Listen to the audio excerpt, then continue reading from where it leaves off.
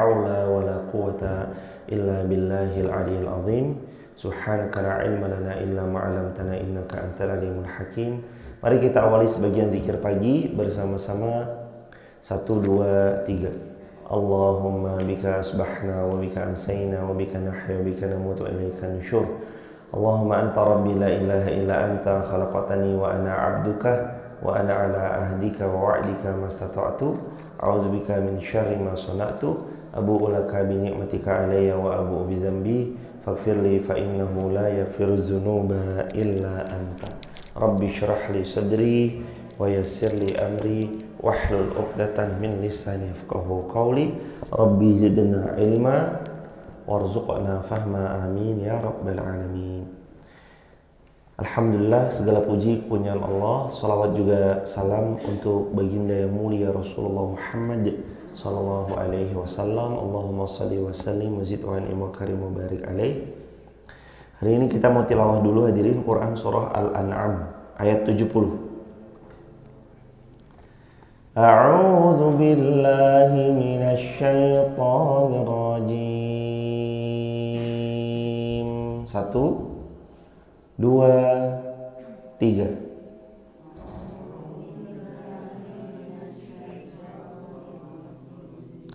Bismillahirrahmanirrahim.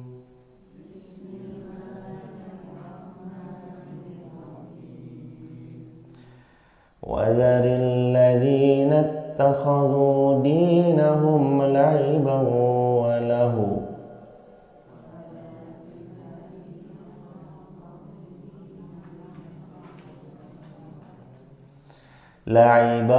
وَلَهْوًا وَغَرَّتْهُمُ الْحَيَاةُ الدُّنْيَا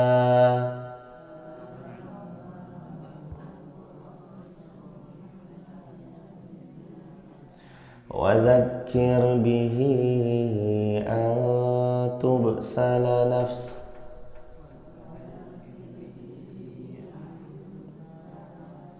بِمَا كَسَبَتْ لَيْسَ لَهَا مِن دُونِ اللَّهِ وَلِيٌّ وَلَا شَفِيعٌ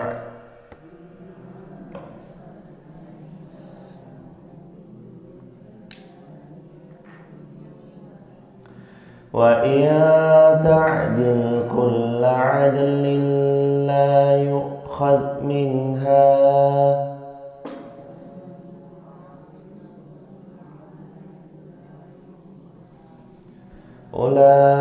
أُولَٰئِكَ الَّذِينَ أُبْسِلُوا بِمَا كَسَبُوا. Cek.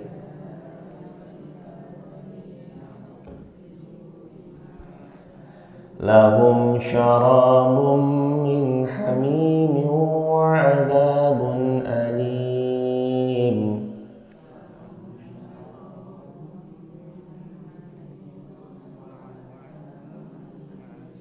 وَعَذَابٌ أَلِيمٌ بِمَا كَانُوا يَكْفُرُونَ.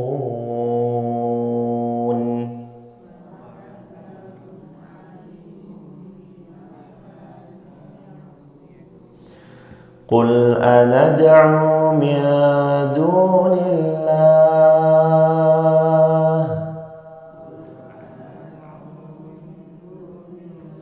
مَا لَا يَنفَعُنَا وَلَا يَضُرُّنَا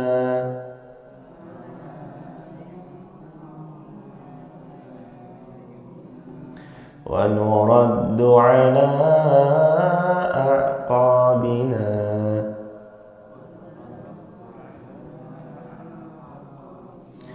بَعْدَ إِذْ هَدَانَا اللَّهُ كَالَّذِي اسْتَهْوَتْهُ الشَّيَاطِينُ فِي الْأَرْضِ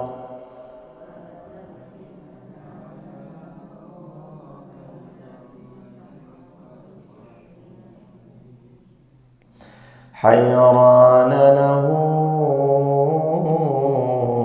أَصْحَابٌ يَدْعُونَهُ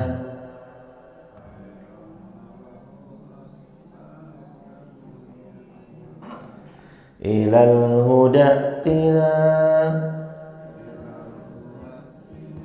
قل إن هدى الله هو الهدى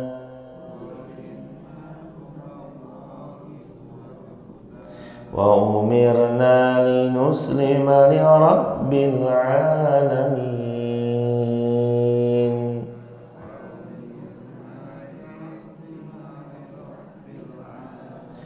وأن أقيموا الصلاة واتقوه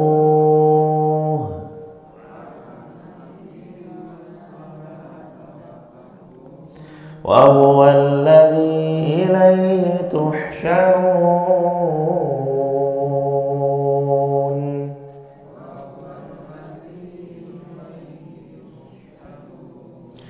وهو الذي خلق السماوات والأرض بالحق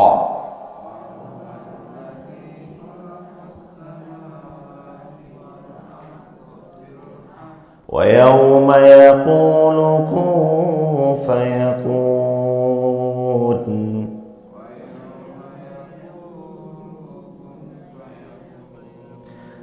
قوله الحق وله الملك يوم ينفخ في الصور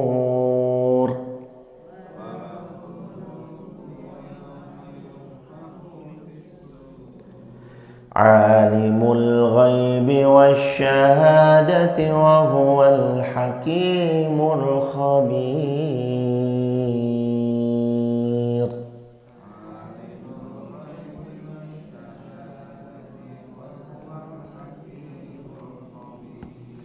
Allahumma arhamna bil Qur'an alhamdulillahi rabbil alamin. Allah berfirman وَذَرِ الَّذِينَ اتَّخَذُوا دِينَهُمْ لَعِبًا وَلَهْوًا وَغَرَّتْهُمُ الْحَيَاةُ الدُّنْيَا. Dan tinggalkanlah orang-orang yang menjadikan agama mereka sebagai candaan, permainan, sendau gurau, yang mana mereka telah ditipu oleh dunia. Hadirin jamaah sekalian yang Allah muliakan, Allah Subhanahu wa taala firmankan kita untuk meninggalkan. Dikatakan oleh para ulama, diantaranya mufassir Al-Imam Ibnu Katsir rahimahullah, tinggalkan mereka-mereka, berpalinglah dari mereka dan tangguhkan mereka sementara, karena mereka akan menuju kepada azab yang pedih. Wa dzakir bih, lalu peringatkan mereka, yakni dengan peringatan yang mana Allah juga ingatkan kepada mereka dalam Al-Quran. Takutilah mereka dengan apa yang Allah akan datangkan kepada mereka jikalau mereka menjadikan permainan, sendau gurau, dan agama ini sebagai bahan candaan. Jadi hadirin jamaah yang dirahmati Allah Subhanahu wa taala, termasuk perintah dalam ayat 70, وَذَرِ الَّذِينَ اتَّخَذُوا دِينَهُمْ لَعِبًا وَلَهْوًا. Tinggalkan, menjauh, abaikan orang-orang yang menjadikan agamanya sebagai bahan candaan dan bahan olok-olokan, bahan permainan. Halaman 338. Sayyiduna Abdullah bin Abbas juga telah beliau mengatakan bahwa ayat tersebut termasuk bagian dari peringatan Allah untuk orang-orang yang suka menjadikan agama ini sebagai bahan candaan, permainan belaka, atau bahan olok-olokan. Itu kata Sayyidina Abdullah bin Abbas. Laisa laha min dunillahi waliyyu wala syafi'. Yang mana bagi mereka tidak akan pernah mendapatkan pelindung, dan mereka yang menjadikan agama ini sebagai olok-olok nggak akan pernah mendapat syafaat. Wa in ta'dil kulla 'adlin la yu'khadh minha. Dan jika dia menebus dengan segala macam tebusan pun, niscaya tidak akan diterima tebusan itu dari dirinya jikalau ia menjadikan agama ini sebagai olok-olokan atau sendau gurau belaka. Emang boleh nggak sih sebenarnya dalam Islam bercanda itu? Boleh nggak jemaah? Boleh. Ada syaratnya? Apa syaratnya? Sewajarnya, apalagi? Syarat bercanda dalam Islam: satu, tidak menjadikan agama sebagai bahan olok-olokan. Dua, tidak menjadikan agama sebagai bahan sendau gurau. Tiga, harus tetap jujur. Jadi bercandanya pun tetap jujur. Adalah Rasulullah SAW suatu ketika ada seseorang datang kepada Nabi Allah Muhammad SAW, lalu ditanya, ya Rasulullah, pasangan saya ya Rasulullah. Lalu kata Nabi, pasanganmu yang matanya ada hitamnya?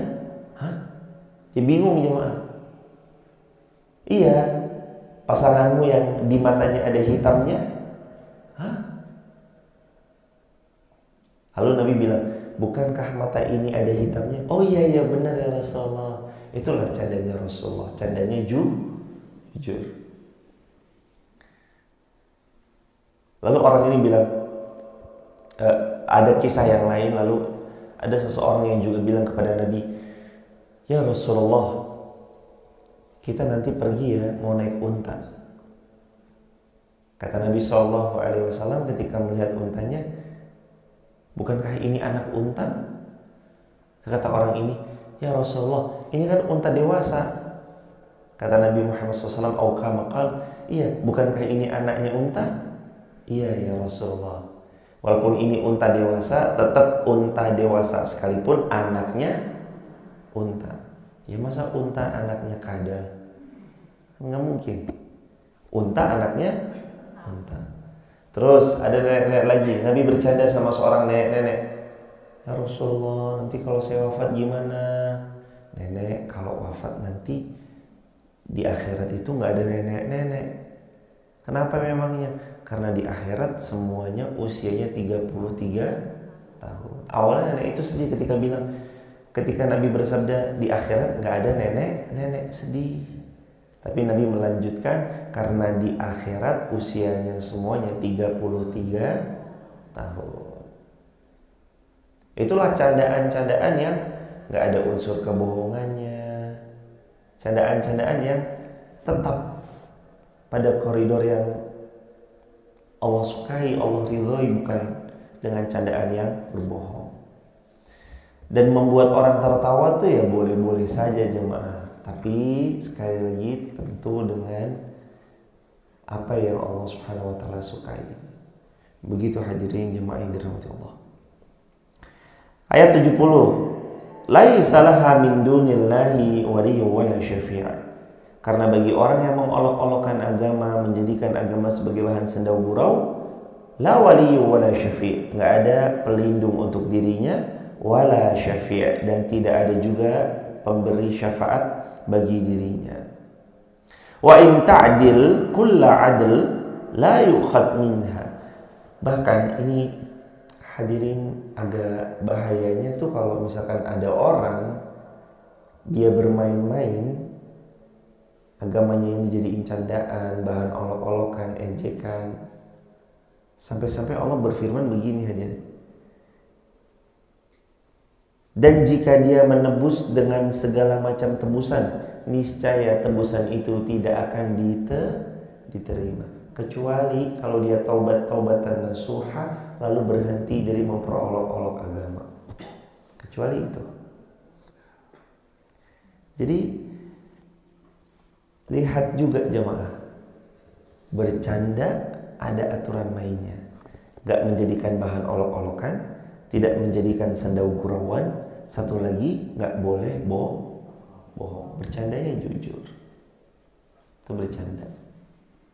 Jadi dalam Islam bercanda boleh jemaah. Sahabat Nabi ada yang suka bercanda, suka guyon, ada. Bercanda boleh, tapi ada batasan-batasannya. Innal ladzina kafaru wa matu hum kuffar fala yuqbal min ahadihim mil'ul ard dhahaban wala iftada bih ulaika lahum adzabun alimun ulaika adzabun alimun wa ma lahum min nasirin. Diperkuat dengan ayat Ali Imran 91, sesungguhnya orang-orang yang kufur dan dia mati sedangkan mereka tetap dalam kekufurannya, maka tidak akan pernah diterima dari mereka emas sepenuh bumi, walaupun dia menebus diri mereka sebanyak itu. Bagi mereka lah siksa yang pedih dan sekali-kali tidak akan ada yang bisa menolong mereka. Kalau dia menjadikan agamanya sebagai bahan ejekan, olok-olokan, lalu dia wafat dalam keadaan itu dan belum bertaubat, kena ayat ini. Gak diterima tebusan sepenuh bumi, sepenuh langit, walau dia berikan emas satu bumi, berikan dia untuk nebus kesalahannya, gak bisa diterima kalau dia wafat dalam keadaan belum taubat. Tapi Allah tuh maha baik, jemaah. Kita dulu pernah memperolok-olok agama. Kita bilang mungkin, ngapain sih baca Quran, ngapain sih sedekah, ngapain sih ngaji. Mungkin sempat terlontar kalimat itu. Tapi kalau sekarang kita taubat, innallaha ghafurur rahim. Allah maha pengampun lagi maha penyayang. Allah ghafur. Boleh nggak saya dulunya pernah salah lalu sekarang saya bertobat? Bukan boleh lagi, itu perintah. Bahkan orang yang taubat dan ahli taubat itu bisa jadi orang yang paling Allah cintai, jemaah. Innallaha yuhibbut tawwabina wa yuhibbul mutatahhirin. Al-Baqarah ayat 222. Sesungguhnya Allah mencintai orang-orang yang bertaubat dan Allah mencintai orang-orang yang mau mensucikan dirinya, mau berbenah, bersih-bersih. Allah suka sama mereka.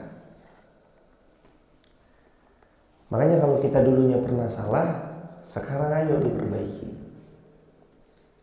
Dulunya pernah menjadikan agama sebagai bahan olok-olokan, sekarang perbaiki. Ayat 71.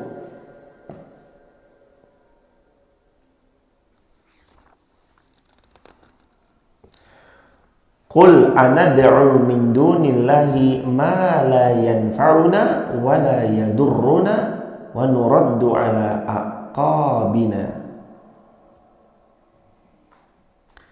Kaum musyrikin berkata kepada kaum muslimin, ikutilah jalan kami dan tinggalkan agama Muhammad. Katakanlah, apakah kita akan menyeru selain Allah sesuatu yang tidak dapat mendatangkan manfaat, tidak pula mendatangkan madarat kepada kita? Dan apakah kita akan dikembalikan ke belakang, yakni kepada kekufuran setelah Allah memberikan petunjuk?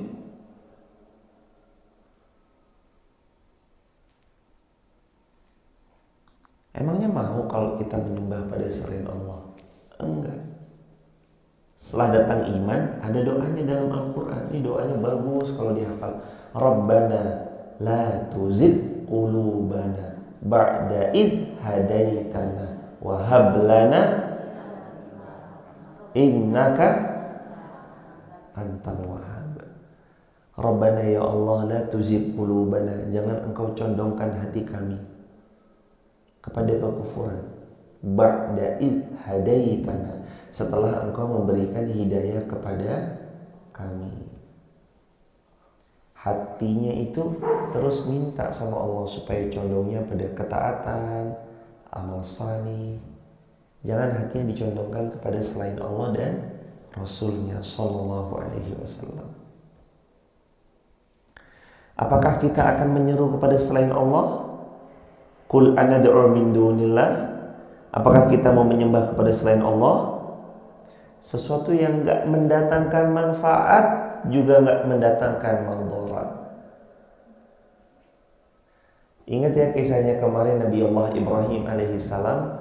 Nabi Allah Ibrahim hancurkan semua berhala-berhala itu, lalu disisakan satu yang paling besar, dikalungkan kampak. Ketika diseret Ibrahim ditanya, siapa yang menghancurkan berhala-berhala kami? Menghancurkan Tuhan-Tuhan kami siapa? Kata Ibrahim, tanya saja kepada patung yang paling besar. Bukankah dia yang bawa kampak tersebut? Iya, dia kan bawa kampak tersebut. Kata orang-orang kufur, bukankah kamu tahu dia tidak bisa bicara, tidak pula mendengar, tidak bisa dia nanti juga menjawab setiap pertanyaan yang diajukan?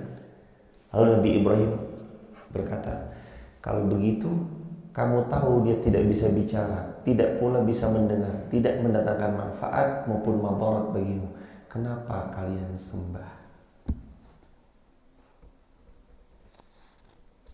Ini tauhid.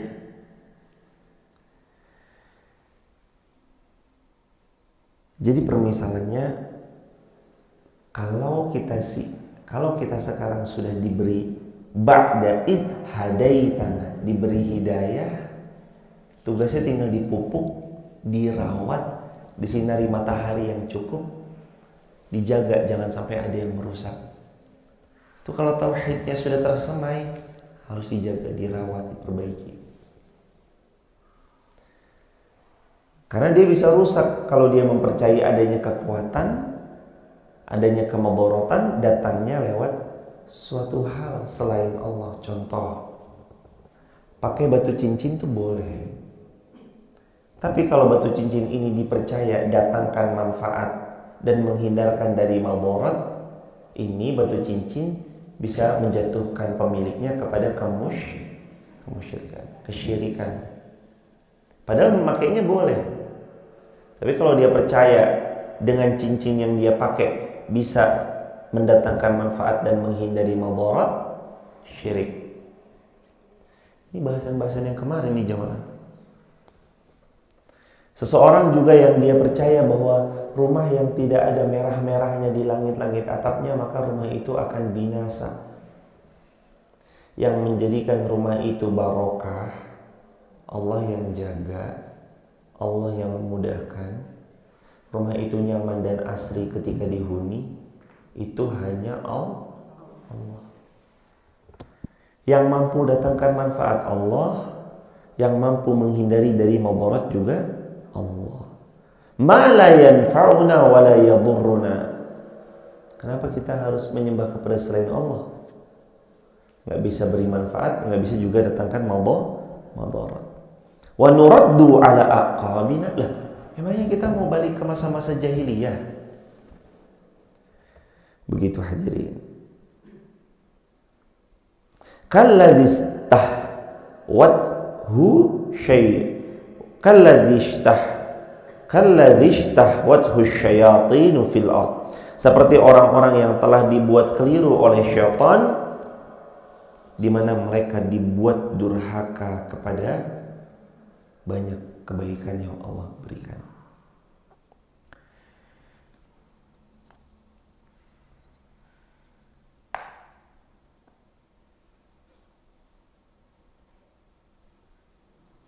Nah, di antaranya keterangannya syaitan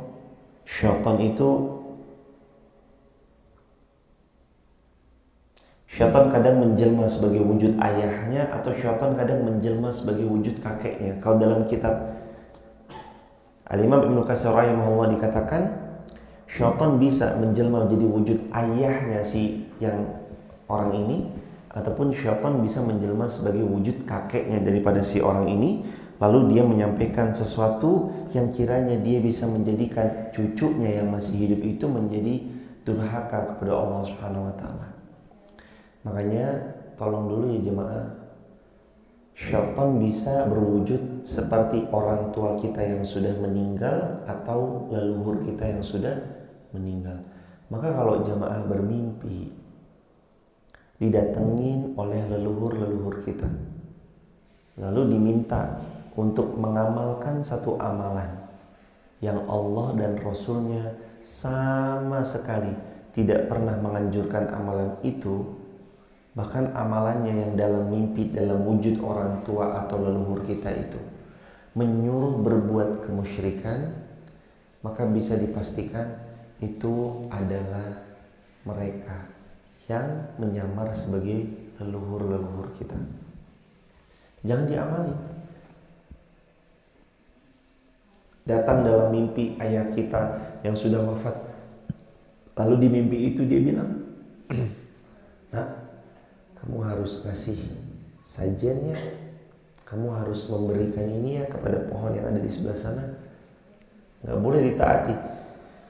Karena Al-Imam Ibnu Jarir juga telah meriwayatkan itu adalah syaitan. Kalau dia memerintahkan kepada selain apa yang Allah dan Rasulnya perintahkan, yaitu syaitan. Qul inna hudallahi huwal huda. Ketahuilah, yang namanya petunjuk itu ya petunjuk dari Allah. Wa may yahdillahu fala lahu min mudil. Quran surah Az-Zumar ayat 37 dikuatkan lagi dengan ayat ini, dan barang siapa yang diberi petunjuk oleh Allah maka dia dapat petunjuk, dan barang siapa yang dikelirukan oleh Allah maka tidak ada yang bisa memberinya petunjuk. Dikuatkan lagi An-Nahl 37, in tahris ala hudahum fa innallaha la yahdi man yudhillu wa ma lahum min nasirin. Jika kamu sangat mengharapkan mereka mendapat petunjuk, maka sesungguhnya Allah tidak memberi petunjuk kepada orang yang Allah sesatkan, sekali-kali mereka tidak mempunyai penolong. Nah, hidup itu hidup untuk cari hudan, petunjuk sebanyak-banyaknya, hidayah sebanyak-banyaknya. Setelah dapat petunjuk hidayah, dijaga, dirawat, dieman. Hidayah tuh harus dijaga, karena kalau nggak dijaga, dia gampang hilangnya, gampang lepasnya. Rawatnya iman, hidayah, salah satunya ya kayak gini aja deh. Pertama bangun buka Al-Quran, wudu, sholat, buka Quran, ngaji, ini jaga hidayah nih. Kalau kita nggak jaga hidayah, nanti biasanya hidayahnya rusak. Kalau hidayah rusak itu ciri-cirinya satu, futur. Futur itu apa? Males-malesan beramal salih. Itu ciri-ciri ya hampir rusak tuh jemaah. Males beramal salih. Bahkan bisa udah rusak parah tuh kalau emang udah sampai ninggalin yang wajib-wajib. Ciri yang kedua, hidayah itu rusak ketika sudah mulai enggan mendengar nasihat. Nomor dua, sudah mulai enggan mendengar nasihat. Udah gak mau lagi nih dengar nasihat. Udah termasuk ciri-ciri tuh hidayahnya mulai rusak. Nah, ciri yang ketiga, bahkan terjatuh kepada jurang-jurang kesyirikan. Ini ciri-ciri hidayahnya udah mulai rusak nih. Mulai percaya jampi-jampi. Kenapa kok nyoba iseng? Gak boleh iseng ya mak.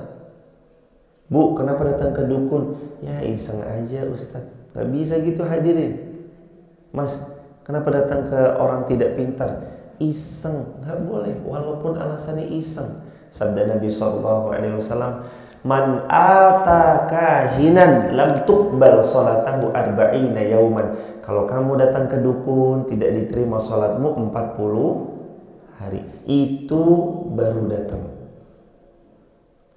Lalu Nabi bersabda lagi, man ata kahinan fasaddaq bima yaqul faqad kafara bima unzila ala abdihi Muhammad.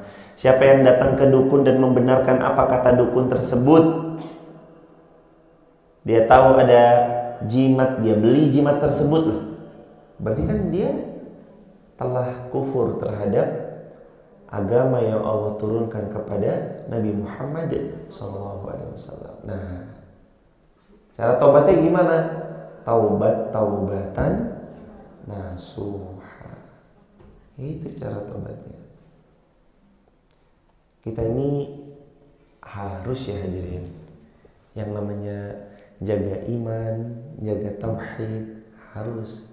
Jangan sampai terjerumus ke jurang kemusyrikan, jangan sampai kita berbuat syirik. Itu harus jemaah. Pelan-pelan, natanya itu mulai dari belajar. Karena konsekuensi agar amal ini jadi amal yang diridhoi Allah itu adalah ilmu. Al ilmu qoblal amal. Coba diulangi. Ilmu dulu sebelum beramal. Itu yang penting. Kita kan nggak mau ya tadi futur, dekat dengan jurang-jurang kesyirikan, sudah mulai enggan mendengar nasihat. Ini ciri-ciri hidayahnya rusak. Nah, maunya kita kan hidayah itu tetap bagus. Bahkan kalau bisa iman itu grafiknya begini. Set, naik. Ya kalau turun begini aja, set, tapi naiknya lebih tinggi. Ntar turun, set, naiknya lebih tinggi lagi. Maunya kan begitu. Tapi itu kan nggak bisa kalau nggak dirawat. Karena Nabi bersabda, kata Nabi SAW, al-imanu yazidu wa yantaqis. Iman itu grafiknya yazid, naik, wa yantaqis, dan kadang turun. Ada caranya nggak Rasulullah? Kalau kami mau jaga iman kami, ada caranya gimana? Yazidu bit ta'ah. Iman itu akan senantiasa naik kalau kamu selalu taat kepada Allah. Taat itu wajibnya ditunaikan, sunnahnya dihidupkan. Dalam rangka ngajinya kita ini sunnah atau wajib? Wajib. Kebayang gak jemaah kalau terus itu kan lagi ngerawat. Lo yang namanya iman itu kan gak kelihatan, tapi itu kan yang paling penting. Iman itu gak kelihatan, tapi itu yang paling penting. Kayak bangunan ini, bangunan aja yang kelihatan, tapi yang lebih paling penting itu yang gak terlihat. Apanya? Pondasi. Pondasi itulah yang disebut dengan akidah, tauhid, iman. Dia gak kelihatan, adanya di dalam dada, tapi menentukan gimana orang itu beramal, iman. Makanya harus dirawat. Cara ngerawatnya ngaji pelan-pelan kayak gini, sedekah, baca Quran, amal salih, gitu cara rawatnya.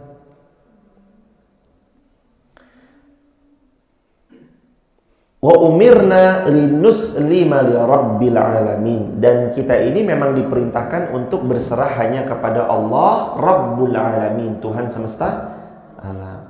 yakni kita ikhlaskan ibadah kepada Allah, nggak boleh berbuat syirik, menjaga semurni-murninya tauhid dengan mendirikan wa an aqimus shalah, mendirikan salat. Nah, as-salatu imaduddin. Sebagian ulama mengatakan salat itu tiangnya agama. Roboh orang itu kalau dia ninggalin salatnya. Dan untuk teman-teman sekalian yang sebentar lagi mau menikah atau sebentar lagi akan insya Allah melamar dari seorang perempuan yang hendak dinikahinya, saran jangan menikahi atau jangan mau dinikahi oleh orang yang tidak sholat. Jangan mau menikah ataupun dinikahi oleh orang yang tidak sholat. Kalau dia tidak sholat berarti dia abai terhadap perintah Allahnya. Kalau sama Allah yang ngasih rezeki, yang ngasih nafas, yang ngasih mata, yang ngasih nikmat, yang ngasih semua hal kepada dia saja dia mampu untuk mengabaikannya, apalagi Anda yang mana Anda cuma seorang manusia. Jangan nikah sama orang yang tidak sholat. Allahnya aja diabaikan, apalagi Anda. Tanyai sholatnya. Mas, kalau subuh di mana? Subuh masih buat pulau. Ya udah, cukupkan. Sholatnya 5 waktu genep nggak? Maghrib doang. Ya udah, cukupkan. Kita mendoakan semoga beliau jadi orang baik, tapi kalau bisa jangan cari yang banyak PR-nya. Cari yang memang sudah jaga sholat 5 waktu. Sholatnya dijaga, hubungan sama Allahnya baik berarti. Kalau sholatnya dijaga, hubungan sama Allahnya aja dijaga, insya Allah nanti dia juga bisa ngobrol sama pasangannya. Tapi kalau sholatnya jadi abaikan, itu Allah loh jamaah. Allahnya aja diabaikan, apalagi kita. Wa an aqimus shalah, dan agar aku mendirikan salat, wattaqu, dan aku bertakwa dalam setiap keadaan. Wa huwal ladzi ilaihi tuhsyarun, dan dialah Allah yang kepada Allah lah kita akan dihimpun. Kumpul. Titik kumpulnya namanya padang mahsyar. Besok kita punya titik kumpul. Titik kumpul kita pada mahsyar. Wa huwa alladhi khalaqas samawati wal ard bil haqq, dan dialah Allah yang menciptakan langit dan bumi dengan benar. Maksudnya adalah dengan seimbang. Dialah Allah yang menciptakannya. Langit dan bumi Allah yang cipta. Langit dan bumi Allah yang kuasai. Langit dan bumi Allah yang mengatur urusan keduanya. Wa yauma yaqulu kun fayakun, pada waktu yang Allah tetapkan maka Allah mengatakan kun, jadi, fayakun, maka jadilah, yakni pada hari kiamat ketika Allah mengatakan jadilah, maka terjadilah urusan yang Allah kehendaki dalam sekejapan mata atau lebih cepat daripada itu. Kun fayakun. Qauluhul haq walahul mulk, dan benarlah perkataannya dan di tangannya lah segala kekuasaan. Yauma yunfakhu fis-sur, pada waktu nanti di mana Allah mengizinkan sangkakala itu ditiup, lalu sangkakala itu ditiup, dan ini mengandung juga daripada pengertian terjadinya hari kiamat. Yauma yaqulu kun fayakun, pada hari di mana kun fayakun itu terjadi, Allah tiupkan daripada Allah izinkan tertiup daripada sangkakala oleh malaikat yang ditugaskan, lalu malaikat itu pun meniupnya, terjadilah kiamat apapun yang Allah kehendaki. Yang diantaranya adalah wa takunu kal jibalu kal ihnil manfus. Kamu melihat nanti gunung-gunung itu seperti anai-anai yang berterbangan. Al-mulku yawma idzil haq lirrahmani wa kana yawman 'alal kafirina 'ashira. Kerajaan yang hak pada hari itu adalah kepunyaan Allah, Zat yang Maha Pemurah, dan orang-orang hari itu yang penuh kesukaran adalah mereka, yaitu orang-orang yang kufur. Nabi Allah Muhammad sallallahu alaihi wasallam mengatakan, "Inna Israfila qadil taqama sura wa hana jabhatah yantaziru mata yu'mar fayanfukh." Kata Nabi sallallahu alaihi wasallam, sesungguhnya malaikat Israfil telah menempelkan sangkakala di mulutnya, dan dia pun telah menyondongkan keningnya, tinggal menunggu mata yu'mar, kapan Allah perintahkan. Jadi sangkakala itu ada di mulutnya, tinggal ditiup, satu tiupan, terjadilah kiamat. Imam Ahmad meriwayatkan dari Abdullah bin Amr, ia mengatakan seorang Badui bertanya, "Ya Rasulullah, apakah as-sur?" Lalu Nabi SAW menjawab, "Qarnun yunfakhu fi." Apa itu as-sur? As-sur adalah tanduk yang dijadikan trompet peniup sangkakala yang akan menjadikan hari kiamat. Ketika sangkakala ditiup, terjadilah hari kiamat. Tapi tenang jemaah, tenangnya gini ya. Orang beriman itu nanti nggak ngelihat kepada hari kiamat, karena sebelum ditiupkan sangkakala itu Allah datangkan angin yang mana orang yang ada iman dalam hatinya itu mati kena angin tersebut. Jadi kalau kita beriman, imannya benar, nggak buat syirik, tidak mensekutukan Allah dengan sesuatu pun, Nanti ditiup angin. Dengan tiupan angin itu matilah orang-orang yang beriman. Jadi yang merasakan kedahsyatan itu pada hari kiamat, ngerinya yang melihat, ngerinya yang kengerian itu pada hari kiamat, yang melihatnya adalah orang-orang yang munafik, kafir, fasik, zindik. Begitu juga. Al-An'am ayat 74. Nasihat Ibrahim kepada ayahnya. Maksudnya Ibrahim menasihati tentang menyembah berhala, melarangnya dari berbuat tersebut, sebagaimana Allah berfirman, wa qala Ibrahimu li abihi azar atattakhidhu asnaman aliha. Nabi Ibrahim berkata kepada ayahnya Azar, pantaskah kamu menjadikan berhala-berhala itu sebagai sesembahan? Yakni apakah engkau menuhankan berhala yang engkau sembah selain Allah itu engkau mendapat manfaat ataupun mendapat mudarat? Inni araka wa qaumak min dhalalim mubin. Karena aku melihat apa yang kamu lakukan dan apa yang kaummu atau kaum kalian lakukan itu adalah fi dhalalim mubin, benar-benar kekeliruan yang sangat nyata. Tidak tahu kemana akan berjalan, bahkan ia berada dalam kebingungan dan ketidaktahuan, kedunguan dan kesesatan. Karena saat ini terang dan jelaslah bagi orang-orang beriman apa itu tauhid dan apa itu kekufuran.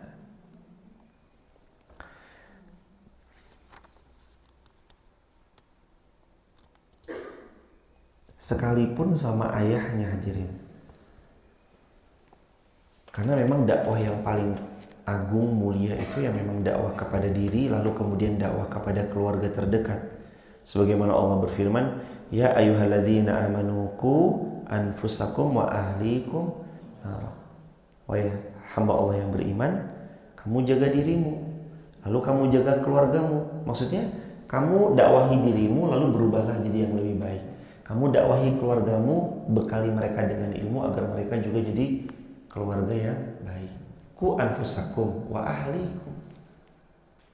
Ternyata dakwah yang berat dan tidak mudah itu diantaranya adalah dakwah kepada orang tua. Dakwah kepada orang tua. Ibrahim bilang sama ayahnya, ayah, apakah ayah mau menjadikan berhala-berhala ini sebagai Tuhan selain Allah? Apakah ayah mau menjadikan berhala-berhala ini sesembahan? Jadi ngingetin orang tua pun harus. Bukan hanya sekedar kita mengingatkan orang-orang yang ada di dekat kita aja, enggak. Tapi pun orang tua, keluarga, adik, kakak, saudara dekat harus diingetin, hadirin. Berat, memang berat.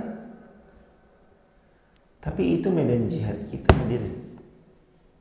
Orang tua kita tuh kan paling layak, berhak dapat kebaikan. Kalau kita punya ilmu kan sebenarnya yang paling layak tuh orang yang paling dekat sama kita dulu. Makanya ku anfusakum.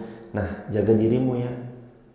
Ayo belajar supaya diri terjaga. Ayo ngaji supaya diri terjaga. Nah, nanti kalau udah ngaji, yang paling berhak diajarkan adalah ahlikum, keluarga. Siapa keluarga? Pasangan, anak-anak, orang tua.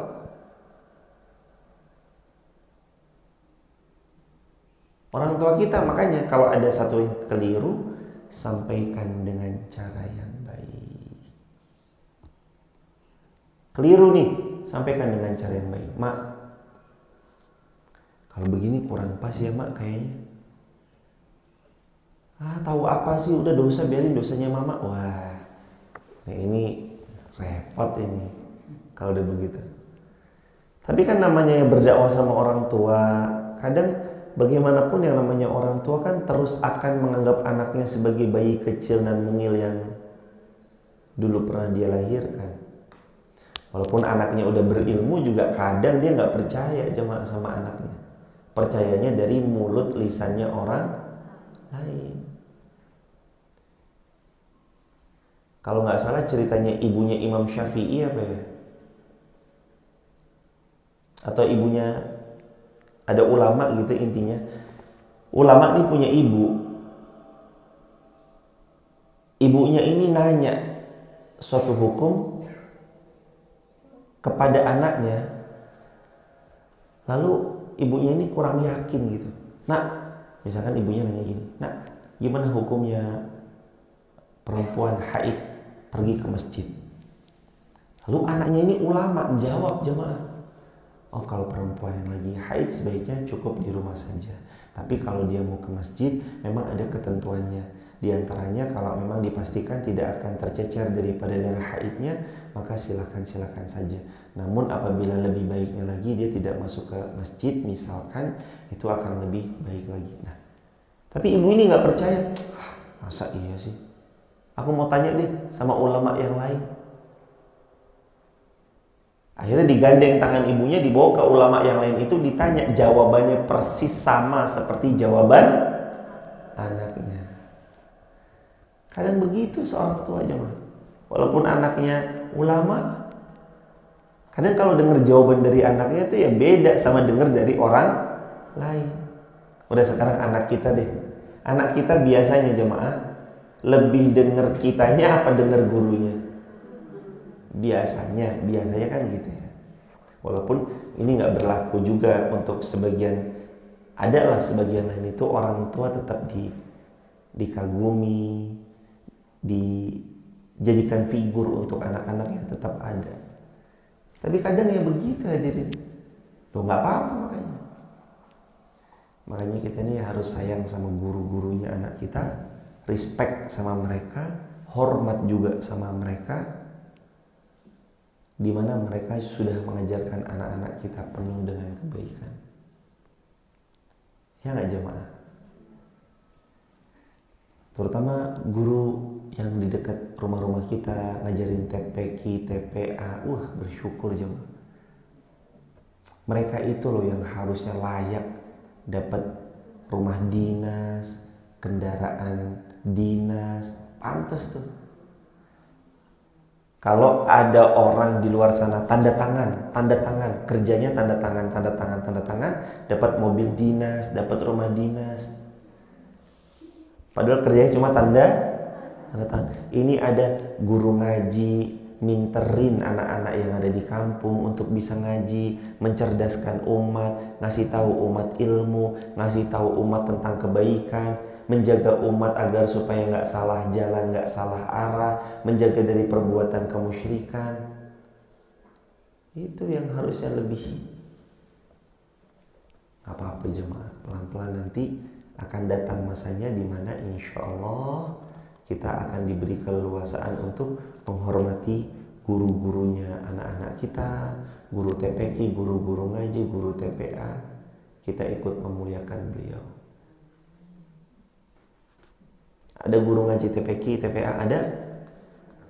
Berapa? Di Seribit berapa orang? 7. Ayo muliakan bareng-bareng. Ya kadang kalau mungkin bisa ada beras yang dikirim yang premium, kirim. Mungkin kalau ada bisa belikan air minumnya, belikan air minumnya. Begitu hadirin. Lanjut.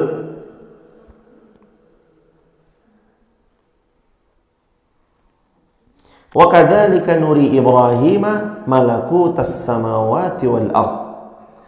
Dan demikianlah kami perlihatkan kepada Ibrahim tanda-tanda keagungan Allah Subhanahu wa taala, yakni dalam pengamatan terhadap penciptaan langit dan bumi. Kami perlihatkan kepadanya aspek dilalah atau bukti atas keesaan Allah dalam kekuasaannya dan penciptaannya, serta bahwa tidak ada ilah yang berhak diibadahi dengan benar kecuali Allah. La ma'buda bihaqqin illallah.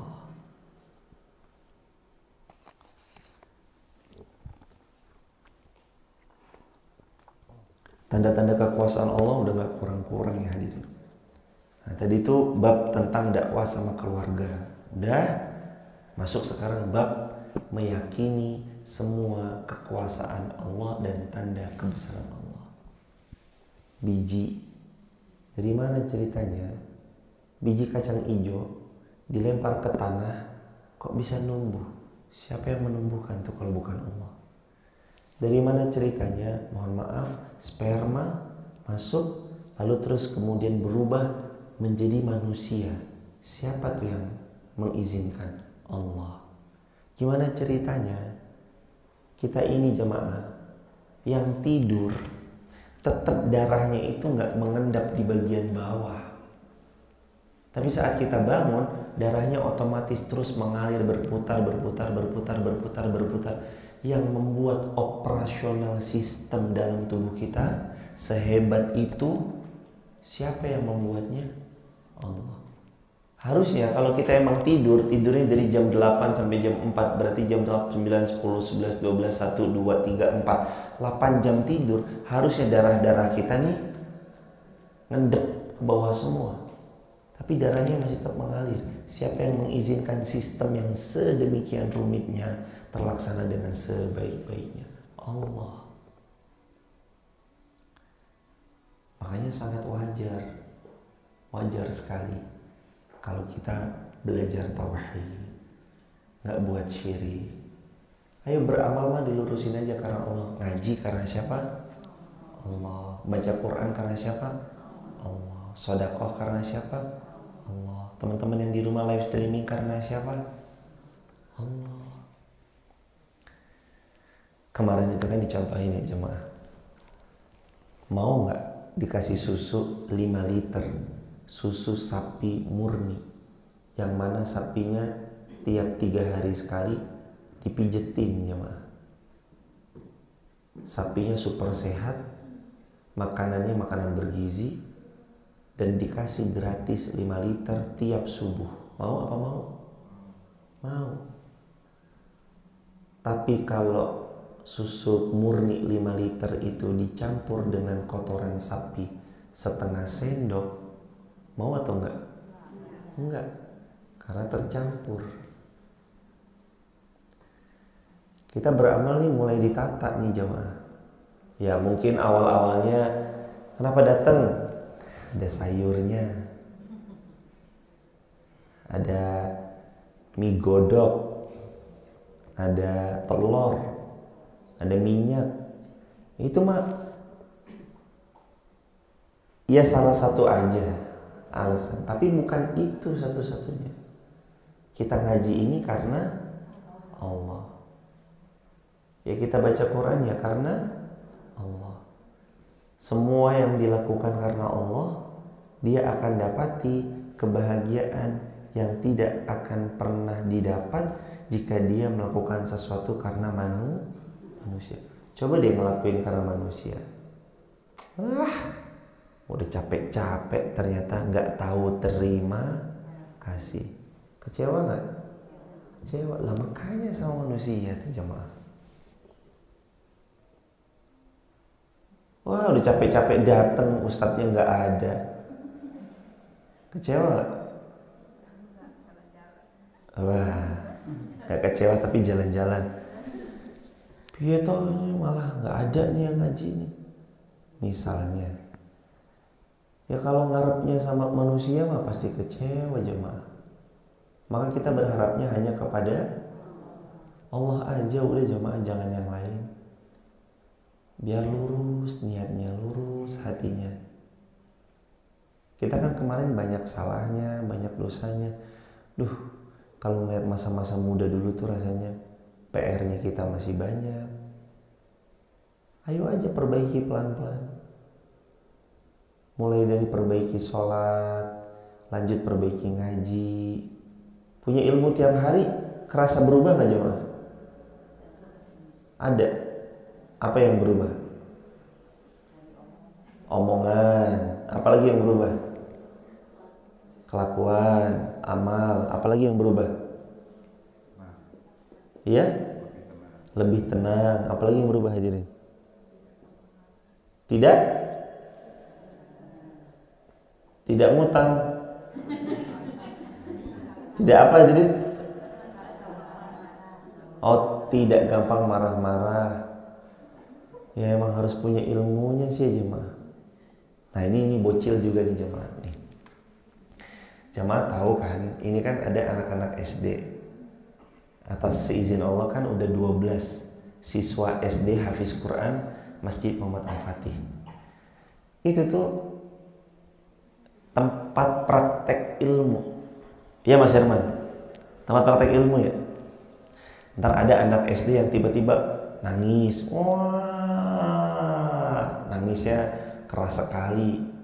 Ayo diem ya, makin keras. Wah, itu ya latihan sabarnya itu ya di situ jemaah. Bocil-bocil gitu ya. Main sama temennya, yang satu nggak diajak, nangis gitu. Ya namanya juga anak kelas 1 SD. Itu tuh medan latihan sabar tuh ya di situ. Supaya sabar, nggak marah-marah. Untuk sabar, jaga lisan. Itu di situ medannya. Kita makanya nih pelan-pelan nih ilmu kan nata.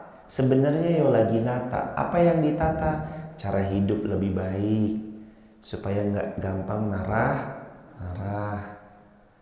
Lah jamaah sekarang gini ya jamaah. Anaknya jamaah marah-marah. Jok berubah nggak dia?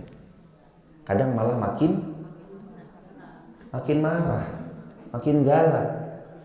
Ya udah tuh jamaah. Amalin loh hadis Nabi itu. Kata Nabi itu begini tuh.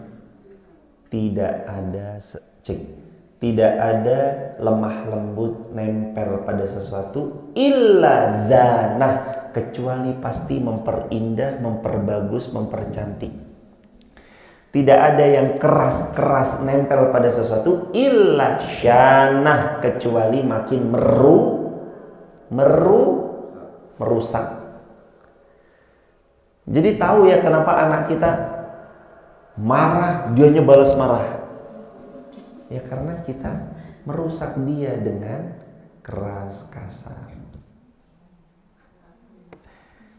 Nah, jangan begini ya. Mamanya.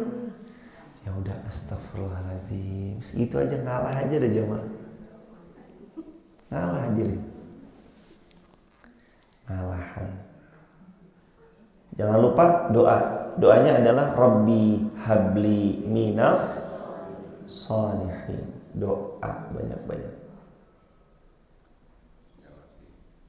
Atau diistighfari. Wah, mama nih. Astagfirullahaladzim. Maafin mama ya nak. Dia malu sendiri ntar. Ya maafin aku juga ya ma. Betul? Ya udahlah jemaah, nyantai aja lah. Hidup ini kan emang ujian.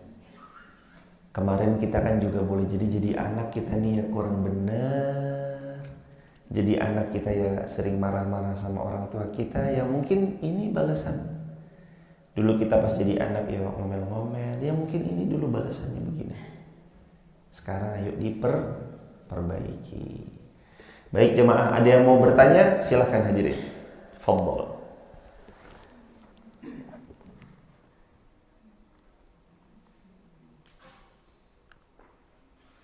Kalau nggak ada yang nanya, saya yang nanya. 3 ciri-ciri seseorang itu futur. Apa saja hadirin? 1. Malas beramal sholih. 2. Enggan mendengar nasihat. Nomor 3. Terjerumus kepada jurang kesyirikan. Tuh futur tuh. Bahaya. Menghindari harus dengan kekuatan. Ngaji perlu kekuatan nggak? Nah makanya Nabi pesan toh, kata Nabi SAW, wala ta'jaz, jangan lemah. Wala ta'jaz, jangan lemah. Nanti kalau dijabarin lagi, jangan ambil mut-mutan. Lagi nggak mood, loh sholat kok nunggu mood. Lagi nggak, kenapa nggak baca Quran? Lagi nggak mood. Baca Quran kok nunggu mood, paksain. Sholat paksain, kecuali kalau lagi halangan itu lain cerita. Tapi kalau lagi nggak ada uzur syar'i, sholat nunggu mood ya apa jemaah? Baca Quran nunggu mood, nggak baca Quran nanti sedekah. Kenapa nggak sedekah? Lagi nggak mood nih, sama mood aja kalah, apalagi sama kerasnya hidup. Baca Quran semangat, nggak usah nunggu mood. Sedekah semangat, nggak usah nunggu mood. Ngaji yang sergep, nggak usah nunggu mood haji. Kalau hadirin baik, ini saya lagi ngomong nih bukan cuma di hadapan jamaah doang, tapi saya lagi ngomong kepada seorang ibu hebat yang kelak lahir dari rahimnya manusia-manusia penggerak peradaban, insya Allah. Anaknya jamaah, misalkan hadirin semua nanti kan jadi para penggerak peradaban. Nah, kalau ibunya baik, bapaknya baik, insya Allah anaknya ya baik. Kalau bapak ibu baik, anaknya baik, pelan-pelan Allah titipkan lingkungan yang baik. Wah, bersyukur banget tuh jamaah. Kemarin tuh ada salah satu jamaah cerita ke saya, orang kejiwan. Masya Allah, kami tuh sholat bareng sama salah satu santri-santri S Hakimah kelas 1 SD. Mungkin yang lain tuh masih bercanda. Ini kok dua anak ini, saya tahu nih ini sekolahnya di S Haki. Kalau ngaji ketemu sama anak ini, sholatnya itu khusyuk sekali ya. Masya Allah, yang lain mungkin masih bercanda. Ini berdua ini langsung sholat sunnah yang langsung sholat. Ya walaupun sholat ala anak kecil ya tahu sendiri jemaah. Tapi udah ingat begitu. Faktor apa juga yang gak kalah penting menentukan? Lingkungan. Lingkungan tuh ngefek loh jemaah. Allah tuh mengirimkan ternyata orang-orang yang juga sama mau belajar, mau berproses. Masya Allah, lawang 5 bulan udah mau 2 juz loh jemaah.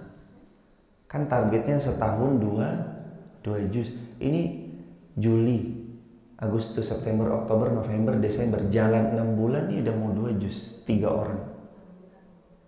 Atas pertolongan Allah. Memang punya bawaan hafalan juz 30 rata-rata bawaan hafalnya. Juz 29-nya mereka berlomba-lomba. Kenapa? Karena lingkungannya lingkungan untuk berlomba-lomba dalam kebaikan. Fastabiqul khairat. Coba deh jamaah punya lingkungan, wapi lingkungannya. Ahli sholat, ahli ngaji, ahli sedekah. Enak gak? Enak. Di rumahnya nyatanya murotal. Enak gak? Enak jemaah. Kalau ketemu saling mendoakan. Mau kemana mbak? Mau kesini. Ya fi amanillah ya. Enak gak? Lawang didoain fi amanillah aja enak kok hadirin. Mas mau kemana? Fi amanillah ya. Berkah ya, terus saling mendoakan terus. Enak loh lingkungan yang saling mendoakan. Dikit-dikit didoakan. Enak tuh jemaah. Bukan lingkungan yang isinya caci maki, bukan yang isinya saling membuli, saling iri-irian. Tetangga beli motor baru tipes. Wah piye toh? Tetangga udah punya motor baru, masa kita masih pakai motor yang lama? Tapi kan kalau tetangganya yang alhamdulillah motor baru berkah ya, enak pasti jemaah. Doain mudah-mudahan tuh tanah ke belakang bisa kebeli semuanya jemaah. Nanti ada yang dibangun asrama, mungkin ada yang dibangun komplek guru dan komplek jamaah. Wah, mantap tenan itu jemaah. Enak loh, satu lingkungan tuh paham agama tuh enak gitu. Kalau ada yang marah-marah tuh bukan, mohon maaf ya, bukan kalimat yang kurang pantas yang keluar, bukan kaki 4 yang keluar, bukan. Tapi kalau marah, astagfirullahaladzim, ayo istighfar semuanya, istighfar. Ya gitu kan, enak tak? Salawat. Enak tuh jemaah. Ya memang nggak ada yang ideal lah, yang namanya hidup. Kadang di masyarakat macam-macam, modelan orang banyak bentuknya. Cuman kan kalau ditata pelan-pelan, enak mesti jemaah. Insya Allah. Baik jemaah, minta tolong sama Allah jangan futur. Mudah-mudahan kita juga memaksakan diri kita untuk nggak futur.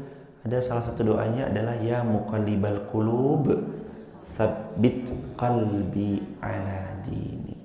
Ini doa supaya istiqomah, supaya hatinya kuat dalam agama Allah, supaya nggak futur. Pengumuman buat jamaah Sabtu tanggal 16 kajian Satnaiknya libur karena mau diadakan mafcam di sini. Kajiannya itu untuk mafcam jadinya. Jadi yang Sabtu tanggal 16 Desember libur. Lalu berikutnya Jumat besok bawa peralatan untuk nyabutin rumput. Kita mau benar-benar 99 hari lagi dekat-dekat Ramadan. Yang mulai sekarang nih rumput-rumput yang tinggi di parkiran cabuti semuanya. Lalu kita siap-siap untuk ketemu bulan Ramadan. Nanti ya jelang-jelang Ramadan kita cabutin lagi. Itu hari Jumat. Sampaikan pada yang lain ya jemaah. Yang Jumat bisa datang, ntar sampaikan. Dan buat teman-teman hadirin, ayahanda, ibunda yang di TikTok, YouTube, Instagram, terima kasih banyak sudah berkenan membersamai. Terima kasih banyak sudah turut mendoakan. Jazakumullah khairan sudah turut membersamai pembangunan masjid ini. Dari yang awalnya cuma tanah kosong, lalu kemudian dibeli tanah itu, rawa-rawanya kemudian dibuka, lalu terus kemudian terbangunlah satu bangunan yang mudah-mudahan Allah ridho di sini tempat kita ngaji. Di sini tempat kita sujud ruku, di sini tempat kita muhasabah mohon ampun. Doain ya sahabat, lagi bangun masjid lantai 3-nya untuk keperluan kantor dan segala macamnya di lantai 3 nanti. Insya Allah ada ruang-ruang juga untuk ketakmirannya, dan di baratnya juga ada asrama. Mudah-mudahan kita dimudahkan oleh Allah untuk membersamai setiap amal salih. Insya Allah. Subhanakallahumma wa bihamdika asyhadu an la ilaha illa anta nastaghfiruka wa natubu ilaik.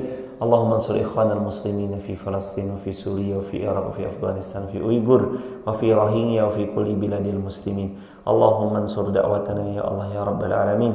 Allahumma hdi syababal muslimin fi kulli biladil muslimin. Rabbana zalamna anfusana wa illam taghfir lana wa tarhamna lanakunanna minal khasirin.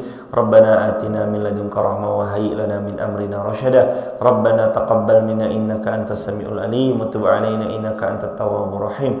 Rabbana la tuzigh qulubana ba'da idh hadaytana wa hab lana min ladunka rahmah innaka antal wahhab. Rabbana zalamna anfusana wa illam taghfir lana wa tarhamna lanakunanna minal khasirin. Rabbana hab lana min azwajina wa dhurriyyatina qurrata a'yun waj'alna lil muttaqina imama. Rabbana ighfir lana dhunubana wa li ikhwanina alladhina sabaquna bil iman wa la taj'al fi qulubina ghillan lil ladzina amanu. Rabbana innaka antar raufur rahim. Rabbana ighfir lana dhunubana wa israfana fi amrina wa tsabbit aqdamana wansurna 'alal qaumil kafirin. Rabbana atina fid dunya hasanah wa fil akhirati hasanah wa qina adzabannar. Walhamdulillahi rabbil alamin. Salam keluarga di rumah. Buat teman-teman juga yang mau bergabung di grup WhatsApp kajian kami buka uir.co.id, silakan dibuka lalu langsung bergabung saja untuk dapatkan konten-konten video eksklusif. Videonya memang itu bisa dipotong untuk disebarluaskan lagi ke grup-grup WA atau WA story. Caranya juga tinggal uir.co.id, di situ langsung gabung aja. Kalau teman-teman juga mau save nomor WA-nya boleh 0812 13 60 70 20. Subhanakallahumma bihamdika asyhadu an la ilaha illa anta nastaghfiruka wa natubu ilaik. Assalamualaikum warahmatullahi wabarakatuh.